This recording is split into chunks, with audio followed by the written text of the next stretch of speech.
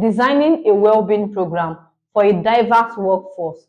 A diverse workforce has varying well-being needs. HR leaders must design a well-being programs that caters to the diverse backgrounds, preferences, and needs of employees.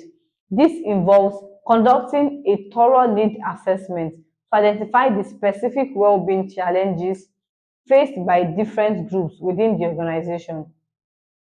HR leaders can collaborate with employee resource group (ERGs) to understand the unique well-being requirements of various demographics such as working parents, remote employees, or employees from different cultural backgrounds.